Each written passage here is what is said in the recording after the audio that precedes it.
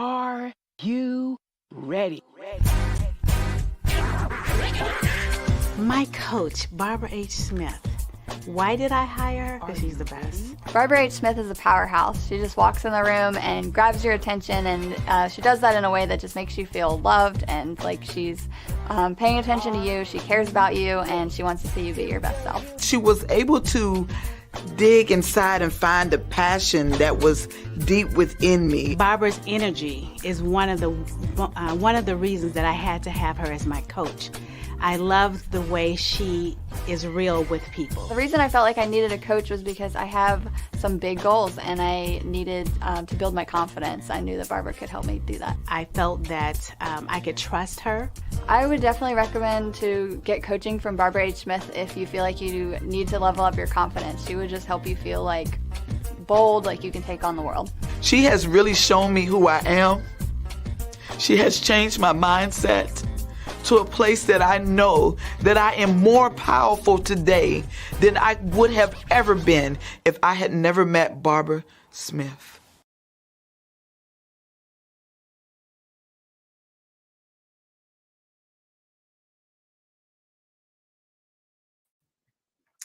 Do you know what time it is? Here we go. Here we go. It is the Empowering You Show. Thank you, thank you, thank you for being here today. We have an amazing guest. You know, I always say that. You probably say I always say that. But today, I'm super duper excited to have the amazing guest that we have. But first, let me tell you why we do the show. We do this show, the Empowering You Show, to empower you, our audience, to see some of the people who are doing great things in our community. Also, business owners are showcased here. So if you have a business and you want to talk about your goods, products, or services, and you have a story to tell, we all have a story to tell, but if you have a story to tell, contact us at support@barbarahsmith.com, and you can apply to be a member of this elite group of guests.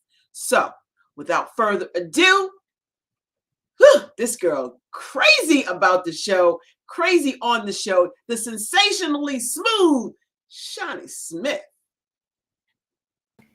Hello. Listen, I'm going to feed off of your energy today because you are on fire. I'm just off the charts, even. But I'm equally excited though. Want to know why I'm so excited? Why? Tell me. Ask me why I'm so excited. Why are you so excited, Sean? Because we are a month away from Sisters Empower Sisters Retreat. Come on. I'm like, wait, is it really next month? Yes. Yes. As a matter of fact, tomorrow, exactly 30 days. You don't want to miss this retreat. Listen, ladies, it's time for you to invest in you. Yes. It's time for you to empower you. It's time for you to invigorate you. You don't want to miss this event. We'll talk more about it later because I want to get our guest on. This event is, though, October the 9th through the 12th. It's going to be at the beautiful Oceanside, Virginia Beach, oceanfront, at the Marriott. So please, all of the people that we have coming are going to infuse energy into you as well as educate you. This is not just fun and games. This is powerful speakers and presentations that are going to elevate your level of business and level of life. So come on, level up with us. Whew, it's exciting. Anyway, I want to introduce to you our guest. Our guest today is a man of many talents. He's known as the Identity Jedi with over 15 years of experience in the identity and access management space. He's helped Fortune 500 companies from around the world understand the way of identity. He's got his hands in a lot of things, including engineering, business development, and product management, all related to identity. And because of his vast knowledge, he is a much sought after expert in these fields. David's passion for financial literacy within the African American community propelled him to become a co-founder of On the Corner Media Group. It's a multimedia company focused on empowering Black Americans through education and entrepreneurship. Just this year in February, he launched Ebony Ebony Ascent, to empower our culture through one unified source. I was going to say force. May the force be with us, of real information and understanding. He also owns a visual podcast called Cocktails, Culture, and Conversations. I love that. It's established also for business owners and change agents to discuss their successes, challenges, and inspirations, giving the audience a first-hand, empathetic look at surviving and thriving in their dynamic industries. He's been on a plethora of stages and pages, including Open Door Conversations with veterans of the game, Money-ish, All Mixed Up, and the Identity Jedi Show. It's also set to come in a few months. When he's not building his media empire, breaking down financial barriers, or demystifying identity, he's enjoying golf, a good book, or playing video games with his friends. Help me introduce and present to others my guy, David Lee. Hey, what's going on, everybody? Thank you guys so much for having me. Coach, you every time she does an intro, I should be like, who's she talking about? Is that me? That would be you. That would be you, boss. That would be you. Shine your light. That is phenomenal. You have so much going on. Come on. Yeah, it's, you know what? It's, don't slim it down. It's Maybe interesting. Put some sunglasses on if you're too bright. when you hear it like lay it out, when somebody's just like, yeah, that is a lot. It doesn't seem like it for me because it's just how I'm wired, right? Like the bar that I set and the things that I want to do are so high, and that's what drives me to keep going. So I just keep pushing. So I don't really. I'm learning how to take time to sit back and actually like, okay, revel in that. Revel in some of the things that you've done, right? Like I did that. Yes, I did that. Because you did that. So talking about doing that, let's go back into time with only people that existed. Oh, I was someplace. You were a child once with all kinds of ideas. Talk to us about that time. Man. So, childhood is interesting when I look back on it now. So I was always a curious kid, and asked a lot of questions and talked at a level, because we're gonna be real, right? Like in the Black community, we got this saying like, get out of grown folk business, right? Yeah. And we usually don't talk to children. We talk to children in a certain way. There was children's tables, all that stuff, or whatever. And I was never, it wasn't disrespectful, but it was just, my mind was always kind of going. Like I didn't ask questions that children would ask. And adults would look at me like, who is this kid? My mom had to like start talking to me like she would another adult, because that's just how I talked. And people would ask her like, why are you talking like he's a kid? And she would just be like, you don't understand, right? And I remember she ended up getting me an encyclopedia set, because I would just ask her so many questions, and she was just like, "Wait, here, boys, go ahead and read it." Encyclopedia set.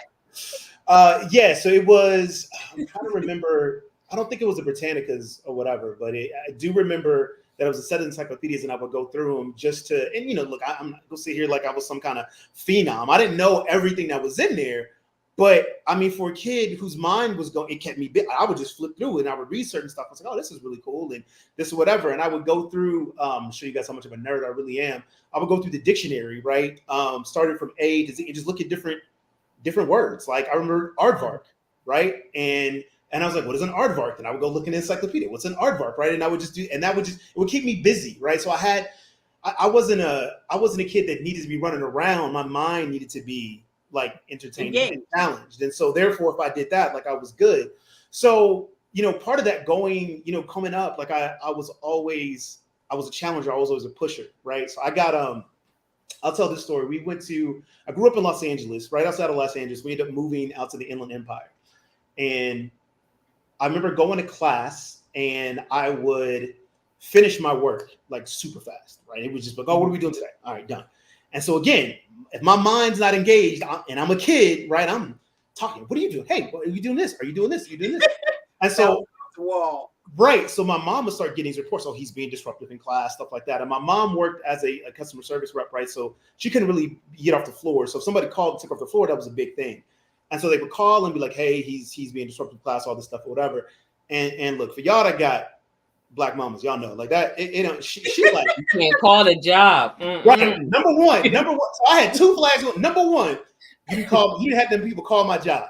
Number 2, you telling me that you ain't doing what you're supposed to do. So she is in full. No, that doesn't sound like my son. He doesn't do that. But they're trying to tell her he's doing this, that, or whatever. So of course I come home and it ain't no questioning. Like the belt come out. So I'm getting whooped. I'm like, I don't understand what I'm doing. And so finally, one of her coworkers is like, you should ask them like what's really happening, right? Because she was like, I've met David. I don't think that doesn't sound like he's being a disruptive kid. So forced my mom to go in one day and like talk to them and say, what's really going on? Why is he being sent to class? And she was like, David, let me see his work. David, yes. Your audio is skipping out. Is it skipping out? Oh, not for me. No, not for you? No.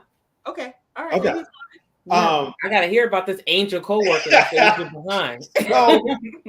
So she ends up coming to the school, right? And she's asked to see all my work. And all my work is complete. I got 100s on everything. So she was like, so what is this disruptive thing or whatever? And so they're like, well, he's constantly stopping other kids from completing their work. And she's like, well, that doesn't sound like that. And so then they actually talked to us. So this was around like 3rd grade. My 3rd grade teacher, I remember her name was Miss McCard, made the comment to my mom, hey, we should probably get him tested. And so my mom thought like, he ain't slow. Like, so she's like, what are you trying to test?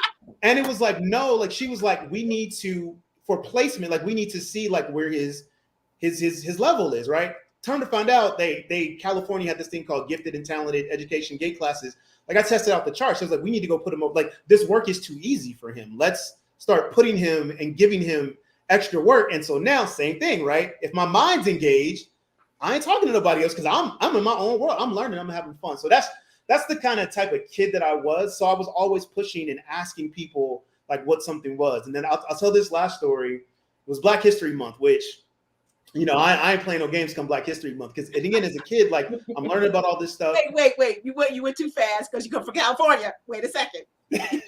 When it comes to Black History Month, you're not playing. What do you mean by that? So look, I want to. You're not just going to come in and glaze over Black History Month and talk about, here's Harriet Tubman, here's Martin Luther King, and then move on, right? No, Rosa Parks. You're going to get Rosa. I'm sorry. We're going to get Rosa. And you might get Martin. Maybe. So because I was in these gifted and talented classes, right? So we had kind of like these, would look back now, they're like research projects. And so we could just go to the library and pick and read about whatever we want to read. I grab books of people that look like me. So I'm reading stuff about Martin and Malcolm and Marcus Garvey. And I'm understanding about this movement and everything that's going on. So there's one day in class, this is probably like, maybe call it like 5th grade or maybe 4th, I don't remember. But I remember the classroom. I was sitting, we had these trailers when you walked to the classroom and they were carpet. And then like when you walked around, like you could hear everything because you're in a trailer. And my seat was, when you walked into the trailer, it was 5 across and like 7 deep. So I was on the 5th row, 3rd back. And I remember because there was a window over there. And so I remember sitting there and the teacher was going on about Black History Month. Whatever she said, she spoke incorrectly about Martin Luther King. Like she said something that wasn't a fact. And I'm like, well, you ain't gonna let that go. Like, this is important. People need to understand. So I raised my hand and I said, I was like, Miss, what I don't remember the lady's name. It was like, Miss, whatever her name was, like, I don't think that's necessarily correct. Like, I read in this book that Martin Luther King did X, X, X, Y, and Z, right? Well, no, that's not correct, David. Now at this point, I'm young and I don't know how to control this personality of mine. And I'm just like, or that mouth of yours. Right? I don't know how to control that either. And so I'm like, hold up. Like I'm looking like in this book, you ain't about to tell me I'm wrong. Like, and then so I said, no, ma'am, you're wrong. This is, and so I read from the book that I had, like what the correct statement was. This woman turned the brightest shade of red I've ever seen in my life, told me to get out. I was disturbing her class. She wasn't going to have no child tell her what's right, what's wrong, and told me to get out. And I said, but I don't understand. Like, and so I'm literally at this point, I'm confused. I'm like, you're asking me to get out because I'm trying to get the right information? Get out of my class. Okay. Walk out of the class, send me to the principal's office, call my mama, Again, so red flag number one, right? So mama pissed. Mom out of work.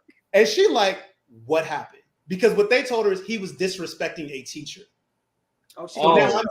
They tried to get you to Mortal Kombat beat down. Trying to get you Bro, like I was like, they don't understand. They was trying to end my life. I'm like, y'all know what's gonna happen to me. So my mom, and it's like I'm sitting there next to the lady that's calling my mom, right?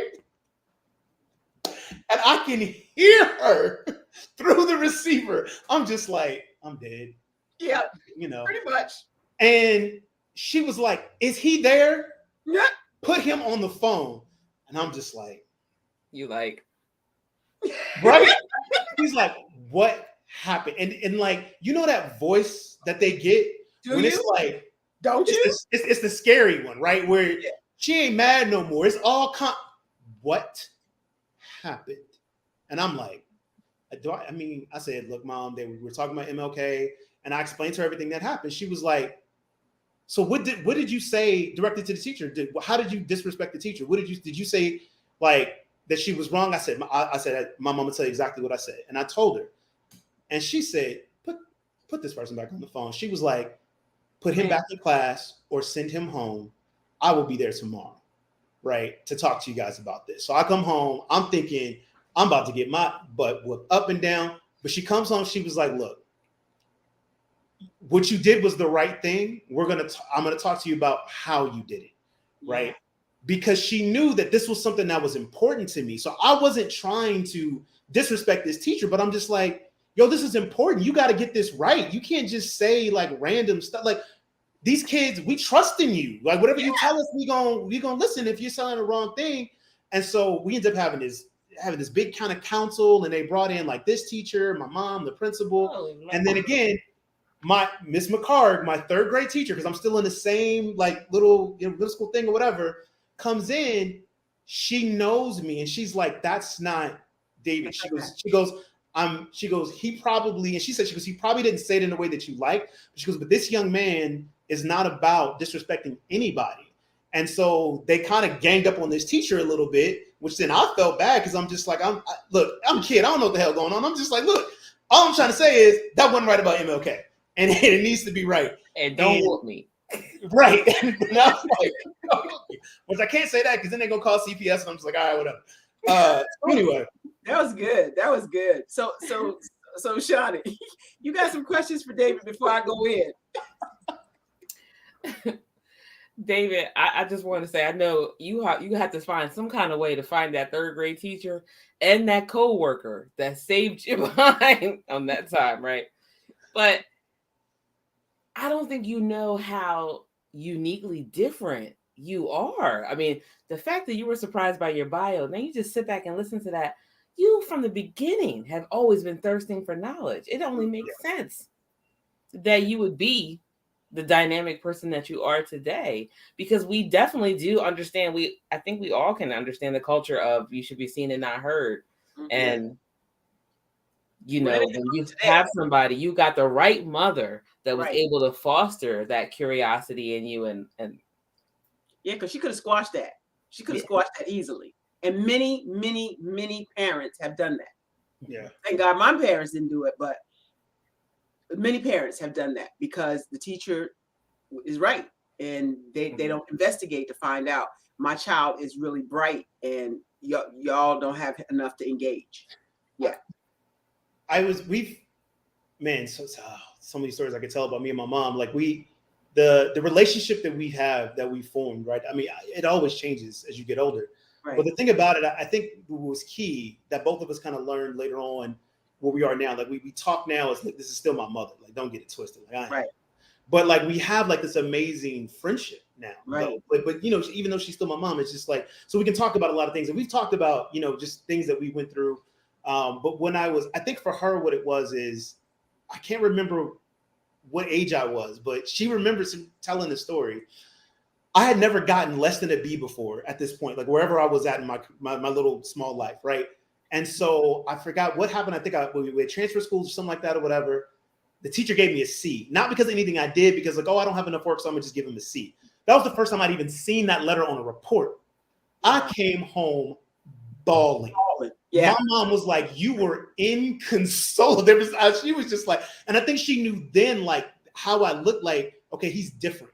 Yeah. Right? Like, this is, so I'm not going to ever have to worry about him. Like, he's not the type of kid is he paying attention? Like, he crying because he got to see. Like, yeah. Right. When your classmates is like, what's wrong with you? That's good. Right. I gotta see.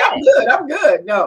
So I think it was then that she just kind of like, okay, I'm gonna see where I'm gonna have to treat him a little different and see where that goes. And so she, to your guys' point, she leaned into that. And we talked about it. Now she goes, she didn't know what the hell she was doing. She just like, I just knew you was asking questions I didn't know. So all I could do was try and put you in the situations where I could get fed and you would be safe, right? Get at the age group I'm in. I'm 40, 41, right? I grew up in LA in the 1980s when, young black boys that look like me was the statistics of us getting out alive. Getting killed. Right? So she was like, I need to get him off the streets. I need to get him somewhere where his questions can be answered. And so her thing was like, I'm just trying to protect my baby. Yeah. And so I'm gonna just do everything I can to kind of put this stuff in front of him. And she knew, I'm glad I don't have to worry about him. He's not chasing this other stuff. But if I don't get stuff around him to fulfill that at some point, out of time, right? You're gonna find it. Exactly. So that talks about the man, David, the man from early beginning. So we can see the drive that gets you to the success levels you now see. Before we move to those successes, I want to talk to the women out there who are maybe single mothers or mothers of young children, especially young African-American, Black young boys and girls, boys specifically at this point. Watch your children. They will tell you what they need. They may not tell you in words, but watch their physiology, watch their body language, watch what they go from. If they go from joyful and excited about life to sheltered and hidden, and watch your children and find out what is going on with them in school. Everybody in school is not helping your children. Yeah. No. Just a little public service announcement I just want to say. All right. Mr. Lee, I want to talk about business. Man, got some stuff going on. You do cyber identity. You said identity. Everybody doesn't kind of know what that is. Yeah. Help us understand, what is identity? Okay, so Identity Jedi. the full term is called identity and access management, and it is a small niche within cybersecurity. And what it entails is that anytime you go work for any corporation, right? Let's pick one that let's say McDonald's. Everybody knows what McDonald's is, right? So the workers that work at McDonald's, right? The platforms that they're using, they have to log in and track orders, all these things or whatever. That requires an account. Somebody needs a credential or something to log in. So just like you would log into Facebook or something like that. And so as a corporation, McDonald's has to manage like who gets those accounts and what logins they have and the passwords and things like that. And past that, if you look in the back end of McDonald's, they've got payroll systems and other things that they have to manage. All those accounts need to be managed in a way that McDonald's can say who has access to what, who is in my organization, what's their digital account profile, and what do they have access to. So that process is called identity and access management. And so that's what I've done for going on 19 years now, is implementing that for big corporations and helping them understand what that really means and what that looks like. And it's a very interesting niche within cybersecurity, because I tell people— Interesting to you. Yes. Interesting to me. I am a nerd. I'm an engineer by trade, software engineer. Like, this is what I do. So I love it. But I think honestly, why I love it more than that, past the technical stuff, is because, again, it's unique problems, right? These problems are unique and complex to solve. And solving this isn't just, okay, let me just go install the system and everybody does this, right? You really have to understand how the business works, what different organizations need to come together and do this to really do that. So that's the part that I most enjoy about it, because it's tackling business problems and then turning those into technical solutions, And you do that with processes, making sure. I want to say, hey, shout out to Nairobi. Kenya is in the house this morning for us this morning. All right. They're at probably 8 o'clock. What time is it, Lucy? Lucy Waramu is one of my special friends from Kenya, and she is always following me. Every event since the first time she met me that I attend, she's there. Yeah. Lucy. Yeah. So shout out to Kenya. yeah, Kenya just had elections too. By the way, they had elections, and was the first time a bullet didn't fly. There was no upheaval of cars. Nobody got burned. Nobody got hurt. It's 7:25 in Kenya. Okay. All right. So thanks for Pretty being high out there, Lucy. Tell your friends, subscribe, hit the notification bell, get on the YouTube channel, and let them know that we're talking good stuff out here. Talking today to David Lee about his business adventures and his escapades and himself. And he is just amazing, amazing, amazing man. Lucy put out there it was a peaceful election, and she is really serious about that. First time civility ruled. Yeah. So, yeah. Nice. So we're happy about that because it makes life so much better for all Kenyans. It's just an amazing time, and it's an amazing time to be part of that community. I consider myself part of that community. Anyway, back to really, you are just saying. Yes, baby. Yes, we got some stuff coming up that we're gonna talk about. But we're talking about David Lee today. David, back to business. Back to business. That's the Jedi identity person that you are. Yes. Talk to me about your external businesses outside of that is your 9-to-5 job, right? Yeah. So yeah, the identity Jedi, all that. That's the 9-to-5, and then talk about the entrepreneurial stuff. The entrepreneurial stuff. So the best way to explain this is kind of with the story, and it's always been. I've always had a mindset of entrepreneur, right? I tell everybody I'm probably like the worst employee you could have because I'm really hard on my leaders. Like I push them. I'm always thinking. I'm always doing these things. So 2015, I was in Australia. I spent 6 months there on an assignment, helping some corporations do some identity and access management things. And I had a chance to just meet, number one, some just wonderful people, friends to this day that I'm still connected with.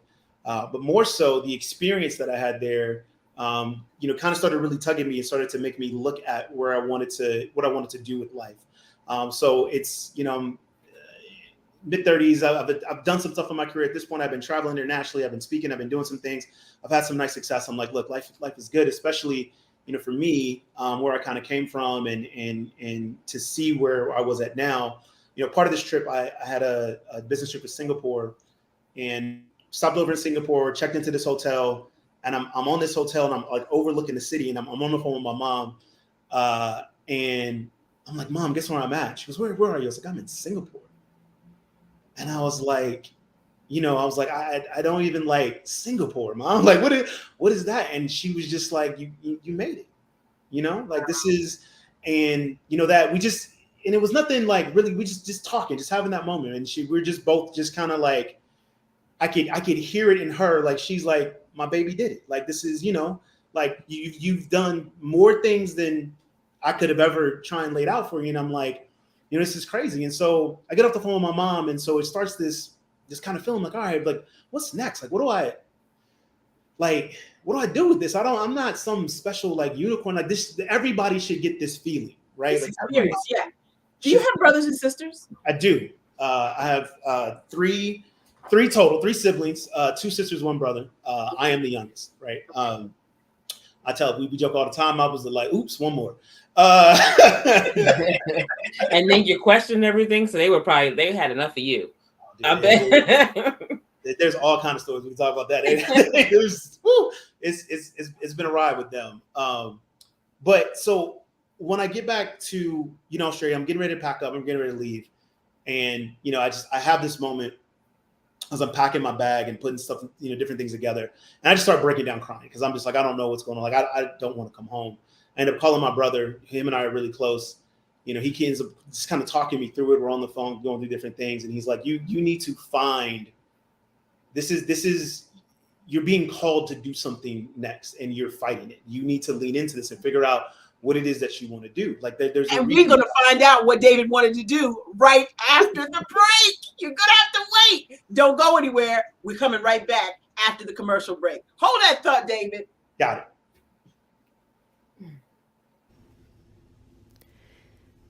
It is a gym. tucked away near a forest, a place where the lost are found. It is a gift of wholeness for those who are ready to receive it. A secret place where peace can be found in stillness, where you can finally stop fighting to survive and just breathe. Just breathe. Where accountability corrects and the word help is not a cuss word. It is the place that was thought of before you ever thought you needed it. It is where forgiveness starts and healing begins. Well, we are taught that when we put our hands to work, we can create some things. As we uprooted the weeds in the garden, it was a reflection of our lives. As we uprooted disappointment, as we uprooted pain, as we uprooted being traumatized. Because God doesn't deal with the surface. He gets to the root of it. We laughed. We shared tears. We shared our stories. We shared our fears, our dreams, our visions, our heart. We were more than just mothers. We were broken women trying to figure out how to become whole again. It became a place where homelessness became hopeless until we reached the bridge of wholeness.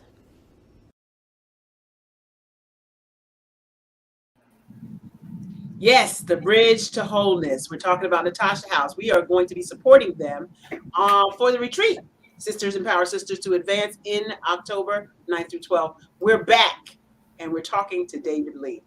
I also want to shout out Winfred Kanja from Kenya. Yes. Okay. Kenya in the house. So if you're watching this on replay, just to put hashtag replay and make your comments. I'd love to hear what you thought of the show today. David we were at a cliffhanger. Right in the prophecy. Right? Yeah. So he just finished telling us that he went to Australia by way of Singapore. He's in Singapore in his hotel room, and he doesn't want to come home. Right. What happened? You're talking to your brother. Yes. So my brother talks me through it, and he's just like, you need to lean into what this feeling is, right? Like, this isn't something you need to run away from. You need to figure out, like, what is it that's causing you when you think about coming home that you don't want to do this. And so he's talking me through it, and I said, I just don't want to. I don't want to come back and face what I've faced my entire life. Like, I've spent the next 6 months living as a human being, where people just see me as a regular person, right? Women don't clutch their purse and walk across the street when I'm walking by, right? I literally, I met maybe about a month in when I was there. Me and these friends that I met all go out for oysters, after work, hanging out, chilling. Some drunk, rich white dude, right, being ignorant, makes a backhanded comment that's not even like over here. We're talking like, guys, it's not even racist. This is a Tuesday. What are you talking about, right? I had a hat on that said LA, and he was like, "Oh, you guys must be out partying. Hey, get them a bottle of what was it, Moet." They like that type of stuff, right? Like, that's what he said. And I'm like, all right, whatever. But he's talking to me, and I know these people for 4 weeks go nuts. That is unacceptable. What did you say to him? No, we're not going to take that. Dave, are you okay? I'm like, what about shit? Like, are you kidding me? I'm from LA. I'm taking out and see what this stuff I go through. But like, they just like they ride. I mean, they ride for it. End up getting the manager. The guy gets kicked out. The manager comes to me, says he is no longer welcome here. Like, he had a company corporate card. We called this company, let him know of the standards. They are no longer welcome here. That was like, your oysters are on us. And matter of fact, since he wanted to be an asshole, here is a bottle of Moet. Do you want anything else that's on us for the night? And I'm just like, ooh, that'll never happen. I'm talking about. Like, where am I right now? I was like, y'all don't understand. Like, that's not even close. Like, that didn't even register to me. Like, the stuff that I hear and go through coming back. So I'm talking about this, like, why would I leave this? Like, why would I want to come back? So he goes, figure it out, lean into it, don't run from it. So on my way back coming to the US, I had a couple of stops. I spent a week down in Phuket. on the beach, just kind of by myself. Down in where? Phuket, down in Thailand. Okay. Yeah. So For us, Okay, world traveler. for us that out here in the audience that might not be world travelers, you gotta explain that. sorry. Yes. Roll on by Phuket. Yeah. Yeah. So Phuket Like is you said, New Thailand. York. It's known as a party town, but right outside of Phuket is this place called Bintao, and that's where I kind of had this little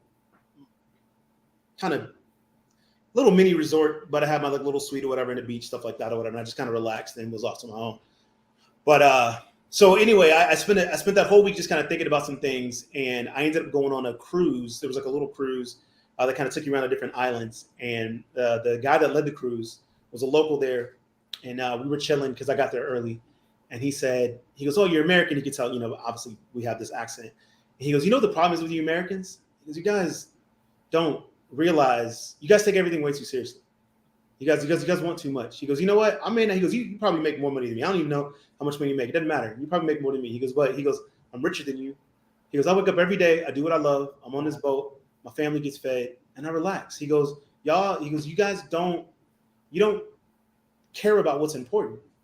And I'm just like, that's crazy. And the way I'm saying it, like you might take offense to it, but the way he was saying it was so genuine. It was like, it was just hard to take offense. I was just like, because he really meant it. And he's like, all right, come on the boat, let's go. Right. And so then, I spend the day, we're going to these islands, we're jumping like this is his life. He goes on the boat and he goes, hey, you guys want a swimming pool? Like we found this little cove. Everybody jump in the water. Like this is his life every day. He's like, this is what I do, man. And I'm just like, this is crazy. So I take all of this, I come home and I was like, all right, I need more of my people to understand what this is. They need to be able to feel this. Now I can't automatically just, snap my fingers and make this for everybody. I was like, but what is it? What are some things that I can do to help people get to where I am? So I said, if I can't give people my intelligence. I can't do that. I was like, everybody doesn't want to be an engineer, everybody doesn't want to speak. I was like, but what is something that I could help people with? And what it came down to was finances for me.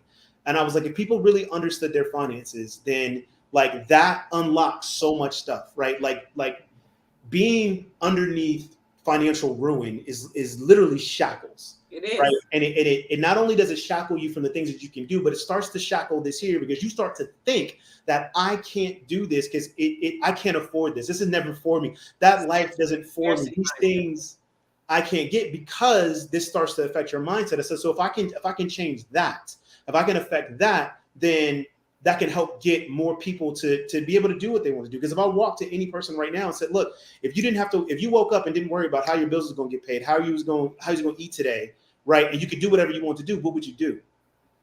Right? Like literally think about that. Like if you didn't have to worry about that, what would you do? I would not be in America. There we go. I would assume that many people also can't even answer that because they've lost the ability to dream. They never thought of it. Exactly. So how did you do that? What did you do to do finances for other people? Yeah, so when I came back, the first thing I did was I started with credit repair, right? So that's the first thing I knew. I was like, all right, well, let's fix credit, right? Because I remember that feeling, coming out when it's like you swipe your card and you hoping it's gonna go through versus when I swipe the card when I know it's gonna go through, right? Like, you ain't going like this when you swiping it like. Oh, yeah. Okay. Trying to think about what you're gonna say when they come back and say, I'm like, really? I have to call the bank. I will never sit here in front like I've always had it together. Trust me, there was plenty of times I swiped it and got something and almost ran out the store because I'm like, I don't know what they did. I don't know how it worked, but I know it wasn't enough in that mug, but they accepted it. So I'm out. They figured out they made a mistake. Right. But I wanted to start there. So did that with my brother. We did credit repair for about a year and a half, 2 years. And what I didn't like. You said it so casually, David. And so as I wanted to do credit repair. So I just did that with my brother. What do you mean? How did you start that? What did you do? How did you get there? Okay. So we looked at it and said, all right, let's find areas, let's find systems that we can use that help us kind of do the credit repair, right? So we found an organization that offered the credit repair services. We resold those services. And then part of that, what I started doing was I started studying the credit repair process. What does it actually mean? What do you need to do? What is an inquiry? What is this? I am an engineer and I'm a researcher. Like you can't, the way my mind is built, I don't believe in impossible. I Like you give me something, I'm like, okay, like somewhere, somehow that breaks down to something that I understand. Like you could give me a quantum physics problem. I'm not telling you I'm a quantum physics major, but at some point I'm gonna look at it and break it down. Something in here I understand. So if I understand that, then I can take that apart and I can take that apart. Okay, cool. Now that I understand this, I know where it goes from there. Well, this is just something I got to go learn. Well, learning is easy. I can go open up a book, and right now I can go Google and go figure out what that is. Or better yet, I can find somebody that knows the answer to that. Like this is how I think. So nothing to me. That's where you need to slow down and to help other people think that way. See, a lot of us think that because I don't know how to do X, I can't do X. That's not even in your repertoire of things to say, do, or be, right? Right. And so as a people, we have to know this is the greatest time of history where you can go to this thing right here, Right. type a couple of things in. You have to ask the right questions, though, because garbage in is garbage out. Right. Ask the right questions and get the information you need. And if you can't do it, you said something really crucial right there. I don't want people to miss. You can't do it at that moment. Find someone who what? Who can? Yeah. I mean, now we're making connections all over the world. It's Yeah. just that simple now. It's as simple as a hashtag. Yeah. Find somebody. And so we Or just ask David, because he knows all the encyclopedia. It is. So you make a good point, and I'll stop and slow that down. Right there, you have to everything that you're going to look at. Right, no matter what accomplishment, big or small, there is a period of time, and that's why it's in every movie where you have to put in the work. Right, and when it's in a movie, it's always a montage. Right, because that's the inspirational part. They want to speed it up because they don't want you to sit in the fact that, you mean I got to do this for 6 months? You got me? I got to do this for 2 years? You mean I got to study for 5 years? Yes. Right. So 25 years. How about 30 years? Right. It's that part where you have to put that time in. So while we were kind of doing the reselling the credit services, I was studying like, what does this actually mean? What does it do? What is a credit score made of? How does it break down? Again, engineer's mind. So if I understand how that breaks down, then I know what it does, and then I can explain it to somebody else. Right. And so as we were doing that, we had some successes. We had some clients come through. They went from 500, now they got 700 credit scores, and now they want to start doing more things. And they were like, "Hey, now what do I do?" And I'm like, "I don't know, right? I there's nothing like like you know what I mean? Like make good choices, right? I'm just like I haven't studied that part yet." And so I didn't like that, right? So again, I go back to this feeling that I had from Singapore to Australia. It was like it's literally it's like a pit, like right here, and it's imagine somebody's like inside your stomach, right below your chest, and pulling you in. Like that's this feeling I kept having. So when these people started saying like, "What else do I do?" That fit like, and so when I would say, "I don't know," making choices like, "No," this feeling would be like, "No, no, no," and so I couldn't let it go. So I'm like, all right, now I got to figure out what else is there. So then I was like, okay, I need to be able to do more, because if I give you a Ferrari and you have no clue how to drive, I didn't do anything. I just made it faster for you to get yourself in an accident. That's all I did. I didn't really help you. So if I give you a 700 credit score, but I'm not there to help you understand investing and savings and what to do to that and create and how to use these assets, how to use this now 700 credit score. Leverage your 700 credit score. To leverage that, to do the things for you, I didn't really help you. I did, but I didn't. So then I said, okay, I need to go learn more. My uncle, who had been, with Primerica for years, reached out to me and he said, "Hey, you need to look at this." And I was like, "I don't know." And I was like, let me look into it. And what I saw was they would pay for licenses. I get a life insurance license. I get my security 6, 63, and 65 license. They would pay for it all. I said, that's what I want. I was like, if I do that, you mean that I could sit down with somebody, I could completely plan out their whole finances. We could work on life insurance to protect them. We could work on portfolio for investments. We could build assets. I could get them access to lawyers so they can build a trust. So I can literally set them up to have, wealth for themselves and set it up for generational. I was like, do you still do that? Yes. I was like, so that's what I wanted. So then I made that journey to go get the license. So in 4 years, I got my life insurance license, 6, 63, 65, all while having a full-time job to go get those. So now I have all of those. And now where the media company came in is, as I was doing that, I was speaking at these different, events for tech and all these things or whatever. And what led me to put all this together was I stepped off stage one day. It was in St. Louis. I was on a panel. It was some random event I got at the last minute. They were like, "Dave, can you show up?" I'm like, "Sure." hop on a panel. I honestly, they told me what the subject was 2 minutes before I stepped on stage. It's like, all right, whatever. Let's go. I come off the stage and the people are signing up. They're walking, shaking hands, answering questions, things like that. There's this elderly black gentleman. It's about early 50s. And I see him in line. And so I Wait a minute. Hold up. You going to take that Okay. off of there. Okay. All right. Elderly, wait a minute. Let me get my cane. Because Older, seasoned, sorry. My point was this wasn't somebody, he wasn't like 20 or 30. And here's why I use that. And I'll find a different adjective. Seasoned to professional. Right. I'll find it. Here's why this part is important, because when he comes and talks to me, his eyes are a little teary. And I saw that when he first came up, but I just thought I don't know, maybe got allergies or something. I just wasn't thinking anything of it. But I didn't realize this gentleman was getting ready to cry. He comes and goes, hey, like, it was so good to see you up there. Like, I transitioned into this industry late, right? And I've been in now for 8 years, and it's been so disheartening, like not seeing anybody that looks like me. But to see you on stage, talking the way you talk, being right about the stuff that you're doing, like, he goes, man, it just gives me so much hope that I can stay in this industry, that there are people like this in this industry. And then he starts crying. So now I don't know this man. I'm freaking out, right? I'm like, what is happening right now, right? And so I'm like, I appreciate that. And I go to shake his hand. He grabs my hand. He won't, like, that firm handshake wasn't let go. He said, don't stop. Wow. You have to keep getting on stage. Wow. And I was like, okay. And so then my hand go, okay. I'm gonna be honest. Looking back on it, I didn't handle it correct. I don't know I'm like, okay, like, I will, thank you.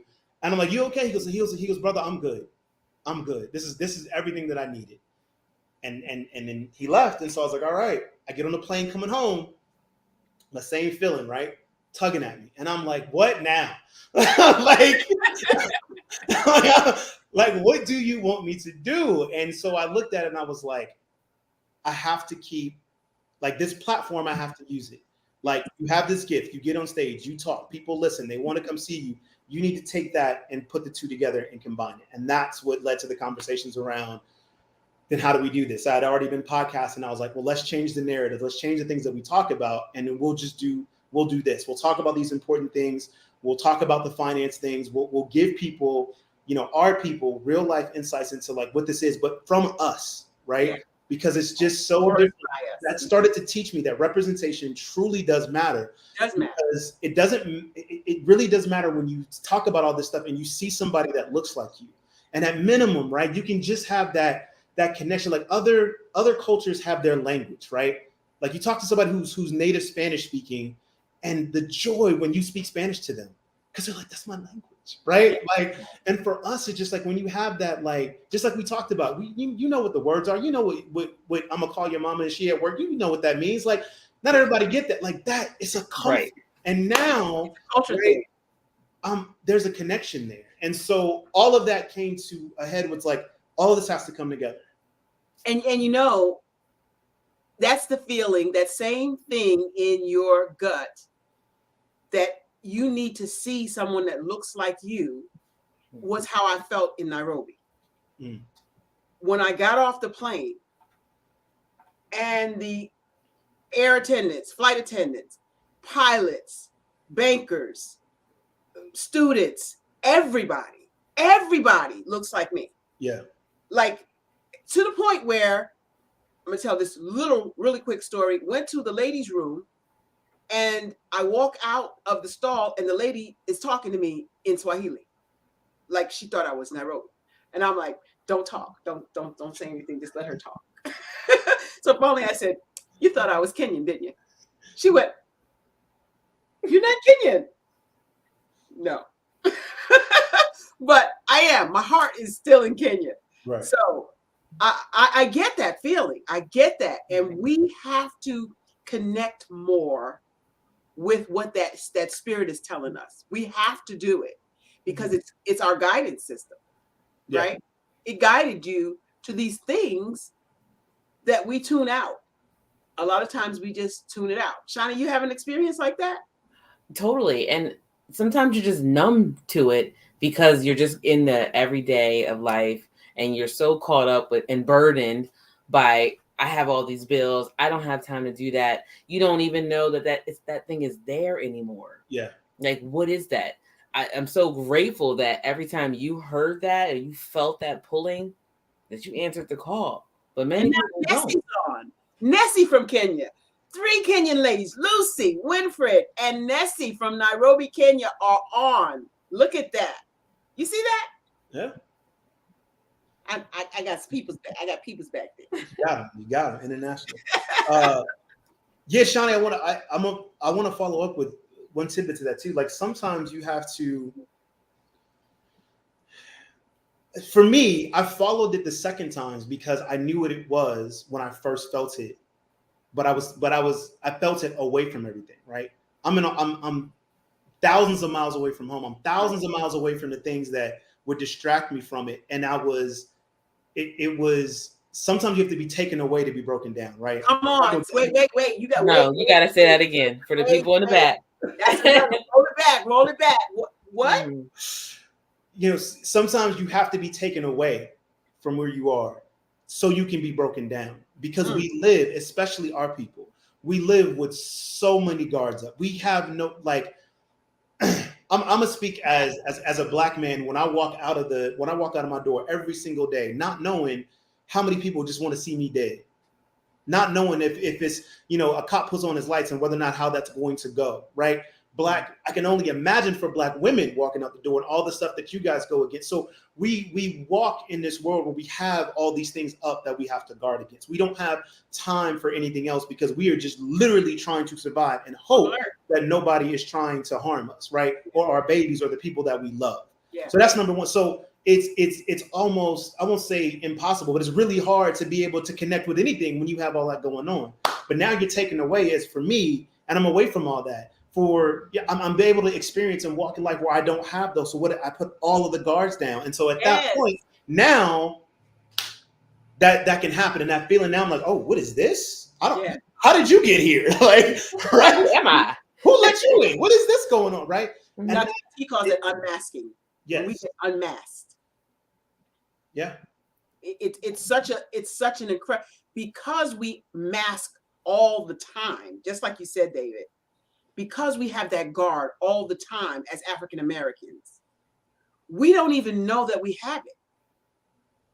We don't. No. We really don't. Nope. It is in our DNA to be guarded because we thanks, Winfred, because we do it out of habit, out of necessity, out of survival. And we don't even know that that's what we do. Until we don't want to thrive. When you're just too busy surviving. Until we don't have to do it. Like in Nairobi, like in Singapore, like in Australia.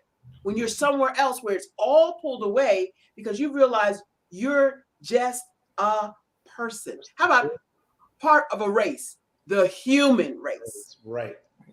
It's one of my. Thanks, Teresa. I saw you. It's one of my big, like, you know, I always have like big, huge astronomical goals, right? That it's like, okay, will you ever get there? Like, I'll shoot for there. And one of them that it took me a couple of years and I kept toying, was like, nah, that's just kind of crazy. I said, you know, we're gonna put it on there.